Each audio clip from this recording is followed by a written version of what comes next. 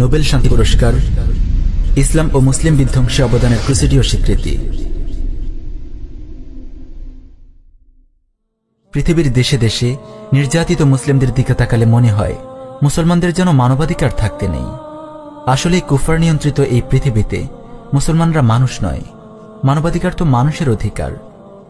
আজ পৃথিবীর কোথাও কোনো ইহুদি নির্যাতিত হয় না, কোনো খ্রিস্টান নির্যাতিত হয় না, কোনো বৌদ্ধ নির্যাতিত হয় না, কোনো হিন্দু নির্যাতিত হয় না। কিন্তু মুসলমানরা তো মানুষ নয়। পৃথিবীর বুক থেকে এদেরকে মুছে দিতে গোটা কুফার দুনিয়া আজ ঐক্যবদ্ধ। আরাকান কাশ্মীর, ভারত ফিলিস্তিন, Xinjiang Iraq, Syria Yemen, Afghan Somalia Mali সহ বিশ্বের সর্বত্র আজ কুফার জোট মুসলমানদেরকে পিষে মারছে। মুসলিম নারীদেরকে গণহারে ধর্ষণ করছে, ফুলের মতো শিশুদেরকে বোমার আঘাতে ক্ষতবিক্ষত করছে, ভিটেমাটি কেড়ে নিয়ে তাদেরকে উদ্বাস্তু জাতিতে পরিণত করছে। প্রিয় ভাই, আপনি কি জানেন কেন তারা মুসলমানদেরকে মানুষ মনে করে না? কারণ শয়তানের পূজারী কাফেররা জানে মুসলমানদের হৃদয়ে আছে তাওহীদের আমানত। পৃথিবীর মাটি থেকে এক আল্লাহর তাওহীদকে নিশ্চিহ্ন করে শয়তানের রাজত্ব কায়েম করতে হলে মুসলমানদেরকে সরাতে হবে। তাই এরা মুসলমানদেরকে সন্ত্রাসী হিসেবে চিহ্নিত করে তাদেরকে পৃথিবীতে অশান্তি সৃষ্টির কারণ হিসেবে তুলে ধরে। আল্লাহর জমিনে আল্লাহর বিধান কায়েম ও মুসলমানদের অস্তিত্ব টিকিয়ে রাখার একমাত্র উপায় আল্লাহ প্রদত্ত ফরজ বিধান জিহাদ ফি সাবিলিল্লাহকে এরা সন্ত্রাস বলে প্রোপাগান্ডা চালায়। কারণ এরা ভালো করেই জানে জিহাদ থাকলে মুসলমানদেরকে নিশ্চিহ্ন করা সম্ভব নয়।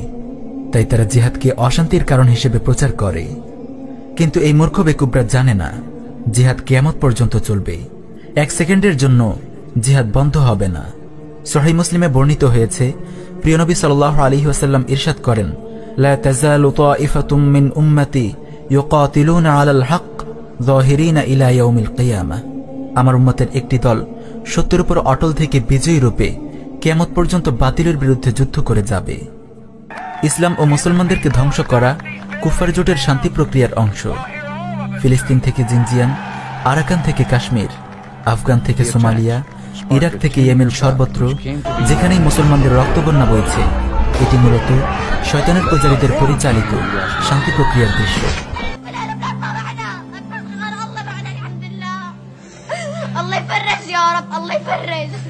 যারাই সামরিক আগ্রাসন বা বুদ্ধিবৃত্তিক প্রচারণা চালিয়ে কিংবা অন্য কোনো ভাবে ইসলাম ও মুসলমানদের ধ্বংসে গুরুত্বপূর্ণ অবদান রাখতে সক্ষম হয়, তাদেরকে শয়তানের পূজারীরা বিভিন্নভাবে পুরস্কৃত করে তাদের অবদানের স্বীকৃতি দেয়, যাতে অন্যরাও ইসলাম ও মুসলমানদেরকে ধ্বংস করে পৃথিবীতে শান্তি কায়েম করার এই প্রক্রিয়ায় অংশগ্রহণ করতে উৎসাহিত হয়। এরূপ হাজারো পুরস্কার ও স্বীকৃতির মাঝে সবচেয়ে জনপ্রিয় ও বিখ্যাত পুরস্কার হল নোবেল শান্তি পুরস্কার। নোবেল শান্তি পুরস্কারের পরিচয়। অফিসিয়াল ওয়েবসাইটের তথ্য মতে নোবেল প্রাইজ অর্গানাইজেশন প্রতিষ্ঠিত হয় 1900 সালের 29শে জুন।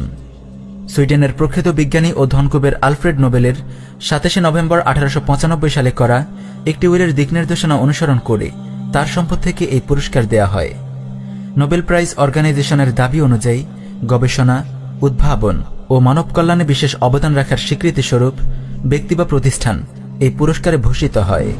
1901 সাল থেকে পদার্থবিজ্ঞান, রসায়নশাস্ত্র, চিকিৎসাশাস্ত্র, সাহিত্য ও শান্তি এই 5টি বিষয়ে পুরস্কার প্রদানের ধারাবাহিকতা শুরু হয়েছে।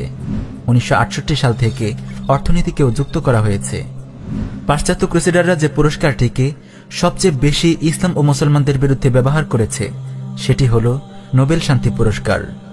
অন্য 5টি পুরস্কার সুইডেনের স্টকহোম থেকে দেয়া হলেও নোবেল শান্তি পুরস্কার দেয়া হয় নরওয়ের রাজধানী অসলো থেকে। নরওয়ে ইউরোপের একটি ক্রুসেডার খ্রিস্টান রাষ্ট্র। ইসলাম ও মুসলমানদের সঙ্গে নরওয়ের শত্রুতার কাহিনী অনেক প্রাচীন। 1095 সালে পোপ দ্বিতীয় আরবান কর্তৃক ঘোষিত বর্বর ক্রুসেডের অংশ হিসেবে নরওয়ের সম্রাট সিগার্ড 1107 খ্রিস্টাব্দে 60টি যুদ্ধজাহাজ ও 5000 সৈন্য নিয়ে ফিলিস্তিনের উদ্দেশ্যে যাত্রা করে। প্রতিমধ্যে তারা হাজার হাজার মুসলমানকে নৃশংসভাবে হত্যা করে, লুট করে অনেক সমৃদ্ধ মুসলিম নগরী, জ্বালিয়ে দেয় শত শত মুসলিম জনপদ। ক্রুসেডের বর্বরতা ও নৃশংসতায় সশরীরে অংশগ্রহণকারী প্রথম সম্রাট হল নরওয়ের সম্রাট সিগার্ড। ইতিহাসে তার এই যুদ্ধযাত্রা নরওয়েজিয়ান ক্রুসেড নামে পরিচিত। বর্বর ক্রুসেডার রাজা সিগার্ডের নরওয়ে এখনও রাজতান্ত্রিক রাষ্ট্র। সিগার্ডের পর যারাই ক্ষমতায় এসেছে সবাই ইসলাম ও মুসলমানদের বিরুদ্ধে ক্রুসেড অব্যাহত রেখেছে।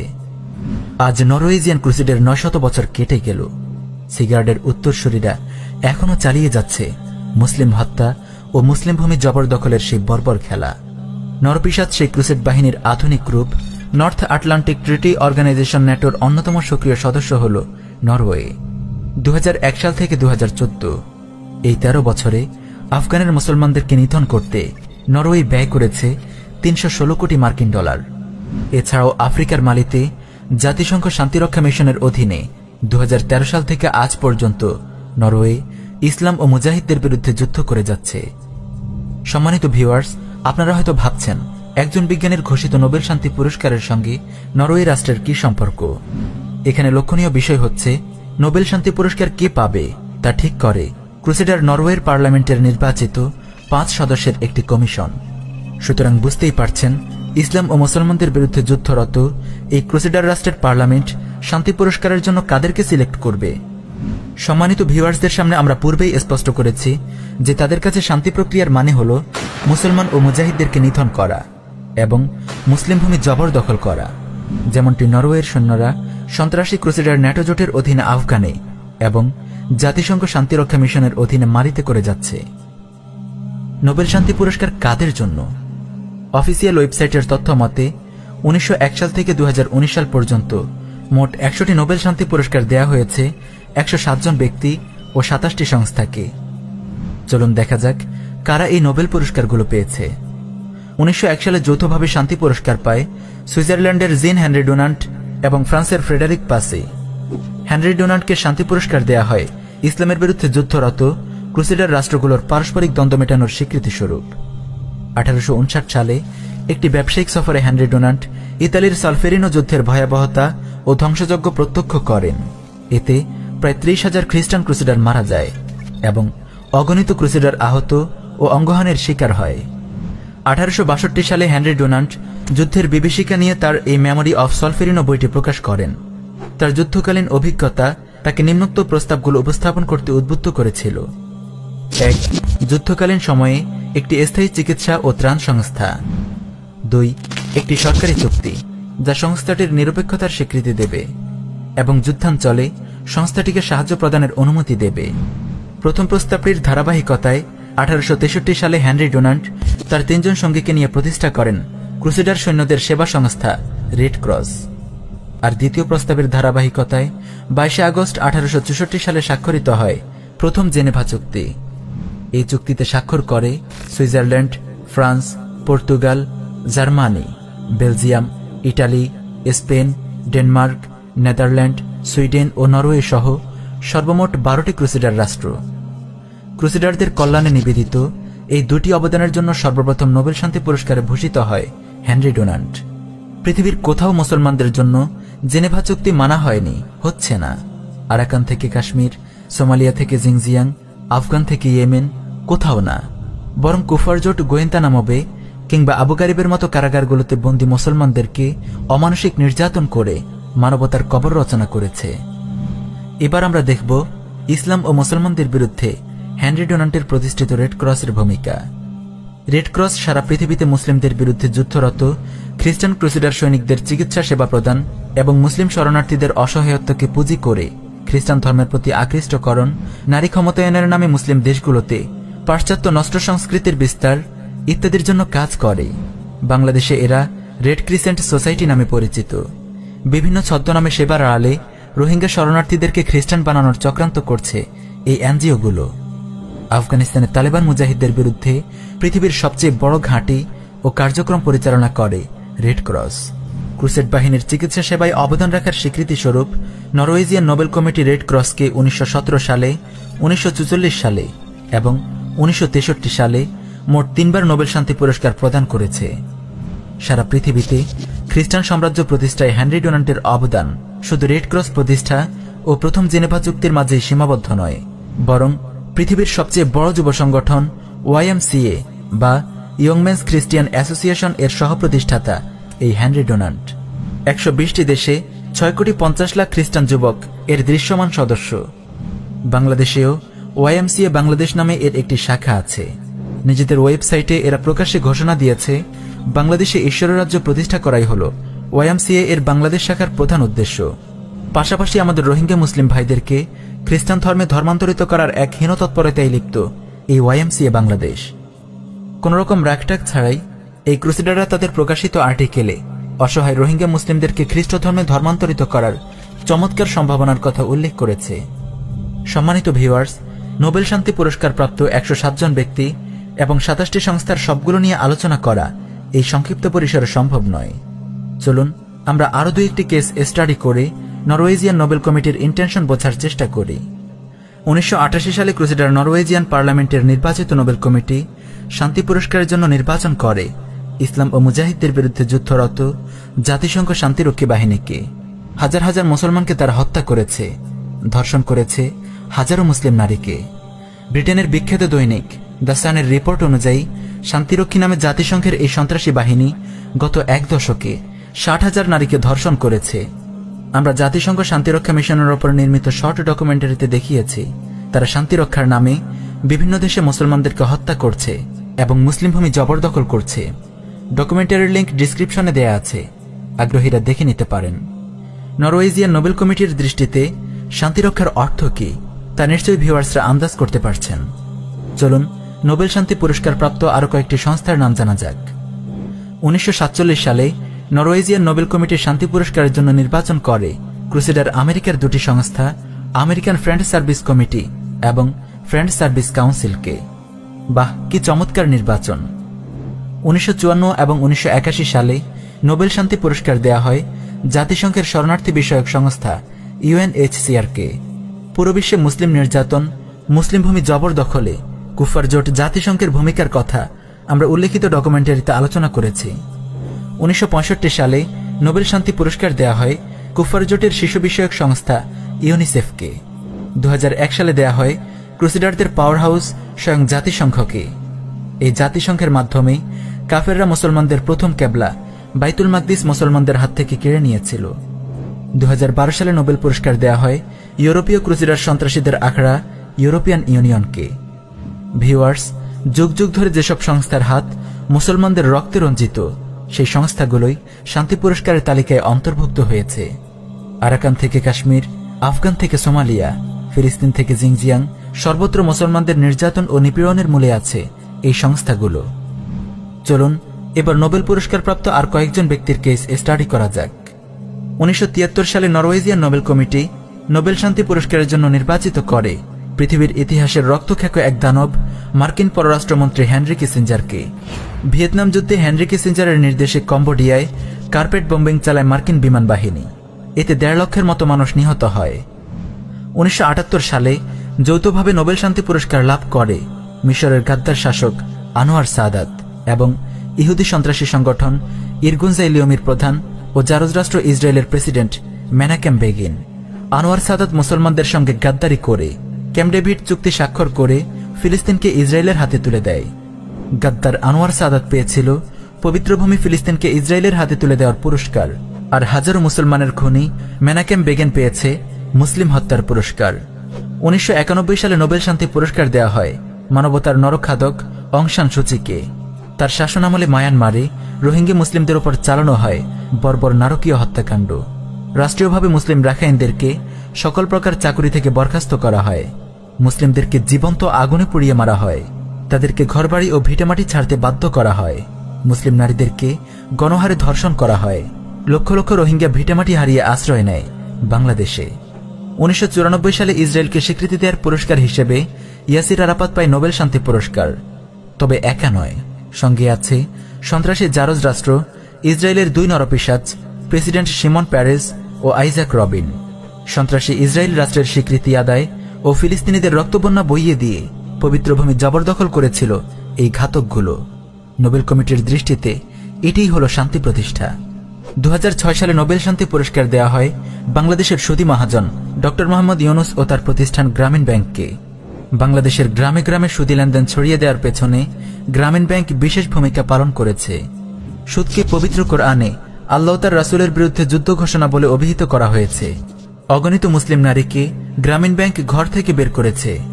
গ্রামীণ ব্যাংকের সুদী ঋণ পরিশোধ করতে না পেরে অনেক মুসলিম পরিবার দেউলিয়া হয়েছে, অনেকে আত্মহত্যা করেছে, এমনকি কিডনি বিক্রি করে ঋণ পরিশোধ করার মতো ঘটনাও ঘটেছে। বাংলাদেশের এই সুদী মহাজন ইউনূস শান্তির কি কাজটা করেছে, যার কারণে নোবেল কমিটি তাকে নোবেল শান্তি পুরস্কারের জন্য নির্বাচন করেছে? একটি মহৎ কাজ, আর তা হল একটি সংখ্যাগরিষ্ঠ মুসলিম দেশে তৃণমূল পর্যায়ে সফলভাবে সুদের বিস্তার ঘটিয়েছে। অসহায় মুসলিম মা বোনদেরকে আল্লাহ তার রাসূলের বিরুদ্ধে যুদ্ধে লাগিয়ে দিতে পেরেছে। 2009 সালে ক্রুসেডার নরওয়েজিয়ান পার্লামেন্টের নির্বাচিত নোবেল কমিটি শান্তি পুরস্কার দেয় আরেক মুসলিম ঘাতক মার্কিন প্রেসিডেন্ট বারাক ওবামাকে। 2009 সাল থেকে 2017, প্রায় এক দশকেরও কাছাকাছি ওবামা ক্রুসেডার রাষ্ট্র আমেরিকার প্রেসিডেন্ট ছিল। আফগানে, ইরাকে, সিরিয়ায় এবং পাকিস্তানে ড্রোন হামলা করে হাজারো মুসলমানকে হত্যা করেছে ওবামা। আমেরিকার সাবেক পররাষ্ট্রমন্ত্রী কুখ্যাত হেনরি কিসিঞ্জারের মুখেই শুনুন ওবামার মুসলিম হত্যার স্বীকারোক্তি। কিসিঞ্জার তার বক্তব্যে বলে, ভিয়েতনামের চেয়েও বেশি মানুষ মারা গেছে। আন্তর্জাতিক গবেষণা সংস্থা গ্লোবাল রিসার্চের জরিপ মতে দ্বিতীয় বিশ্বযুদ্ধের পর থেকে এ পর্যন্ত 73 বছরে আমেরিকা 3 কোটি নিরীহ বেসামরিক মানুষ হত্যা করেছে, আহত করেছে 30 কোটি মানুষকে। আশ্চর্য এই শান্তি পুরস্কার! এই সন্ত্রাসী রাষ্ট্র ও সন্ত্রাসী প্রেসিডেন্টই কি তবে শান্তির কবুতর? নরঘাতক এই সন্ত্রাসী আমেরিকা ও ক্রুসেডার ন্যাটো জোট যখন 1.5 দশকেরও বেশি সময় ধরে সম্মিলিতভাবে লড়াই করেও আফগানে তালেবান মুজাহিদদের বিরুদ্ধে সুবিধা করতে পারছিল না, তখন তারা তালেবানদের ভাবমূর্তি ক্ষুণ্ণ করার জন্য মালালা নামের অখ্যাত এক পাকিস্তানি কিশোরীকে নিয়ে একটি হাস্যকর নাটক বানায়। টনের পর টন বোমা ফেলে যারা লক্ষ লক্ষ মুসলিম নারী শিশুকে ছিন্ন ভিন্ন করেছে ওয়াজিরিস্তান, আফগানিস্তান, ইরাক ও সিরিয়ায়, তারাই মালালা নামের এক কিশোরীর জন্য চিৎকার করে কেঁদে ওঠে। তাকে নাকি তালেবানরা শিক্ষার অধিকার থেকে বঞ্চিত করেছে। নারী শিক্ষার জন্য আন্দোলন করার অপরাধে তালেবানরা তার উপর হামলা করেছে। তালেবানরা নারী শিক্ষা বিরোধী। রাতারাতি 13-14 বছরের এই অবুঝ কিশোরীকে মিডিয়ার প্রচারণায় পেশ করা হয় একজন সাহসী নারী শিক্ষা কর্মী হিসেবে।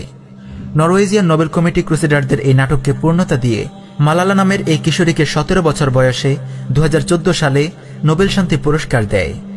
আপনারা জেনে আশ্চর্য হবেন যে বাংলাদেশের মোরতাদ বেশ্যা তাসলিমা নাসরিন পর্যন্ত 2005 সালে নোবেল শান্তি পুরস্কারের জন্য মনোনীত হয়েছিল, কিন্তু নাটক ভালোভাবে জমবে না এই ভয়ে হয়তো শেষ পর্যন্ত তাকে আর শান্তি পুরস্কার দেয়া হয়নি।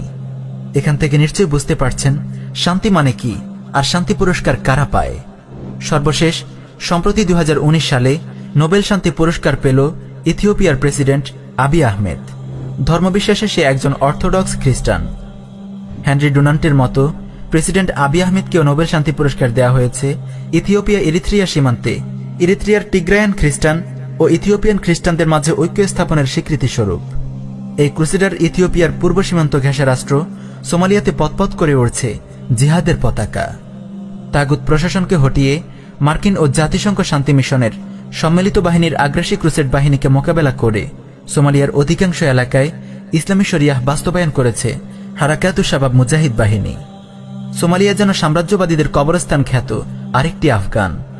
একদিকে খ্রিস্টানদের মাঝে ঐক্য স্থাপন, অন্যদিকে সদ্য গঠিত সোমালিয়ার ইসলামী হুকুমতকে নস্যাৎ করে দিতে ক্রুসেডার আবিই আহমেদের নেতৃত্বে ইথিওপিয়া ও কেনিয়ার যৌথ সামরিক আগ্রাসন। ক্রুসেডারদের মাপকাঠিতে এটাই হল শান্তি স্থাপনের মানদণ্ড। নোবেল শান্তি পুরস্কার কেন দেওয়া হয়?